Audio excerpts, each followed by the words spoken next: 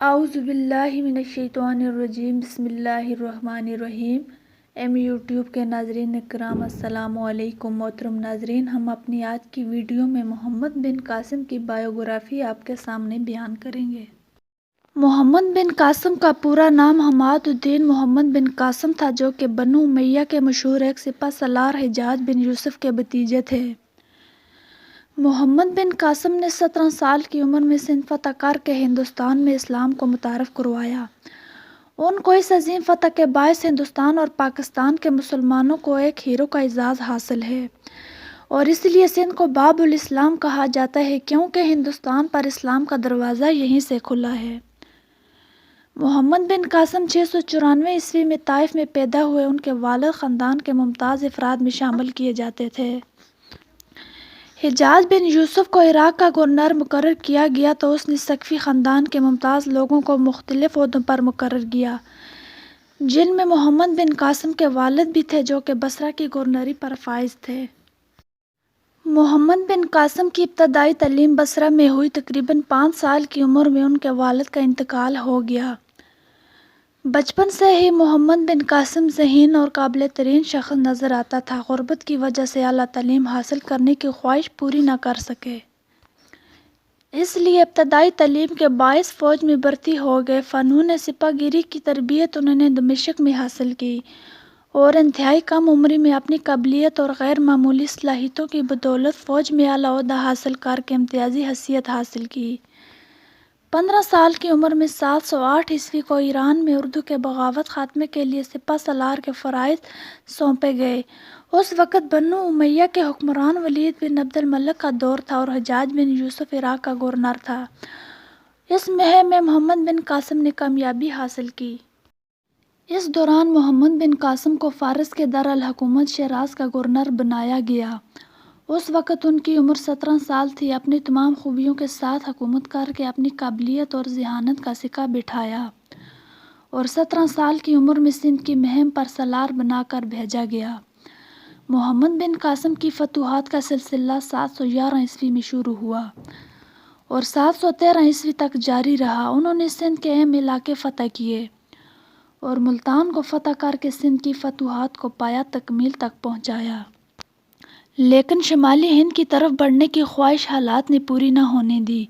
محمد بن قاسم کم سن تھے، لیکن اس کم سنی میں ان کو نہ صرف ایک عظیم فاتح کی حیثیت سے اپنا نام پیدا کیا، بلکہ ایک کامیاب منتظم ہونے کا بھی ثبوت دیا۔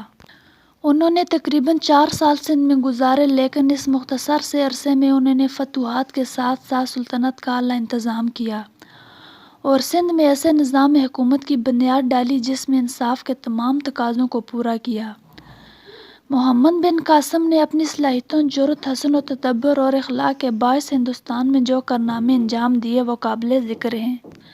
سندھ کی عوام کے لیے انہوں نے بڑی رواداری کی بڑی عمدہ پالیسی اختیار کی۔ محمد بن قاسم کی سندھ کی فتح سیاسی، معاشرتی، مذہبی اور عملی ہر اعتبار سے بے شمار اثرات کے حامل ہیں۔ محمد بن قاسم ایک نوعمر نوجوان تھے۔ اس کم عمری میں انہوں نے سندھ کے مہم پر سپہ سالار کی حیثیت سے جو کارنامے سر انجام دیے وہ ان کے کردار کی پوری طرح عکاسی کرتے ہیں۔ وہ زبردست جنگ قابلیت اور صلاحیت کے مالک تھے۔ ان کی صلاحیتوں کے ثبوت کے لیے ان کی مہم کی کامیابی کافی ہے۔ ان کے اخلاق اور ان کے کردار کا اندازہ اس بات سے بھی لگایا جا سکتا ہے کہ غیر قوم ان کے گرویدہ ہو گئی تھی۔ سندھ کے عوام ان سے بے حد درجہ چاہت کا اظہار کرنے لگے تھے۔ تاریخ سندھ کے مصنف اعجاز الحق قدوسی تحریر کرتے ہیں، محمد بن قاسم جب سندھ سے رخصت ہونے لگے تو سارے سندھ پر ان کے جانے کا اظہار افسوس کیا گیا۔ ان کی وفات پر شہر کے ہندوؤں اور بدھوں نے اپنے شہر میں ان کا ایک مجسمہ بنا کر اپنے عقیدوں کا اظہار کیا۔ محمد بن قاسم کی شخصیت انتہائی پروکار تھی۔ ان کا اخلاق دوسروں کو جلد گرویدہ بنا لیتا تھا۔ ان کی زبان شیریں اور چہرہ پرنور تھا۔ وہ ایک باہمت، رحم دل اور ملنسار انسان تھے۔ ہر شخص سے ادب و احترام سے پیش آتے اور ان کی بے حد درجہ عزت و احترام کرتے تھے۔ عام زندگی میں لوگوں کے کام بانٹتے تھے اور انہوں نے ہر موڑ پر عقل و فراست کو پوری طرح استعمال کیا۔ ان کا ہر قدم راہ کامیابی کی طرف تلاش کرتا تھا۔ ان کی بلندی خیالی اور مستحکم ارادے کامیابی کی دلیل تھے۔ ملتان کی فتح کے بعد محمد بن قاسم نے شمالی ہند کے سرسبز و شاداب علاقے کی جانب متوجہ ہونے کے لیے قدم بڑھائے۔ پہلے قنوج کے راجا کو دعوت اسلام دی، لیکن اس نے قبول نہ کی تو محمد بن قاسم نے قنوج پر حملے کی تیاری شروع کر دی۔ اس دوران 95 ہجری میں حجاج بن یوسف کا انتقال ہو گیا، جس پر محمد بن قاسم نے قنوج پر فوج کشی کے بجائے واپس آ گئے۔ حجاج بن یوسف کے انتقال کے بعد کچھ ہی عرصہ ولید بن عبد الملک نے مشرق ممالک کے تمام گورنروں کے نام احتماد جاری کیے کہ وہ تمام فتوحات اور پیش قدمی روک دیں۔ محمد بن قاسم کے شمالی ہند کی فتوحات کی خواہش پوری کرنے کی حالات نے اجازت نہ دی اور کچھ ہی عرصہ بعد ولید بن عبد الملک کا بھی 96 ہجری میں انتقال ہو گیا۔